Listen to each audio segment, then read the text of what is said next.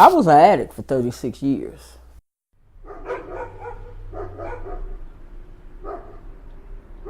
Heroin, crack cocaine. It took me 36 years. I was out there for 36 years in the lifestyle. I married a man who told me if I marry him, I could have all the drugs I wanted.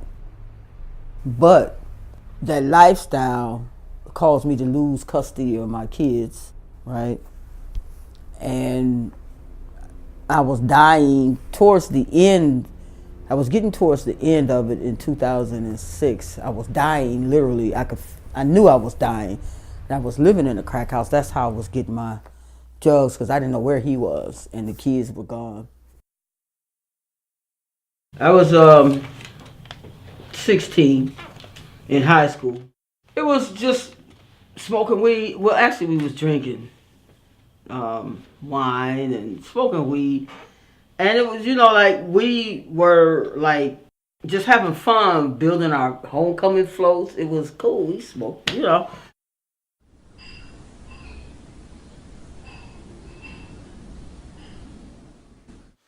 And then when my mom died, that was my excuse to escalate into cocaine and heroin.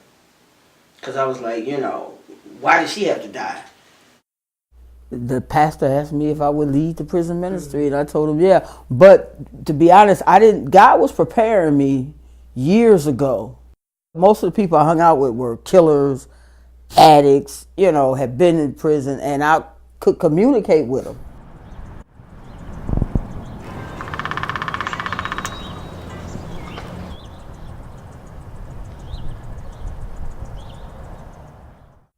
I ended up at the bus stop, and I asked the bus driver to take me to the Herman Kiefer Hospital, which is where the city of Detroit would place you in the drug program. And I didn't have any money. I hadn't had a bath in about a year, hadn't combed my hair in about a year, didn't have on any underclothes. It was just bad. And he took me, and I knew I was smelling pretty bad. And when I was getting off the bus, people was clapping, the ones on the bus. And I was like, oh man, I'm sorry. I know I smell y'all. I'm sorry. And he was like, that's not why they're clapping. They're clapping because they want you to go in there and get yourself together. I said, okay, cool. But deep down inside, I knew that if I could just make one step, make some kind of effort, that God would help me. And I went in there and I had to go through detox. That was about 60 days. And then rehab was 2 years. And he did. And when I got out, I didn't even have to go to court to get my kids back. They just sent them back home. He get all the credit. He get the credit for all of us sitting here right now. Because anything could have happened. We didn't have to wake up.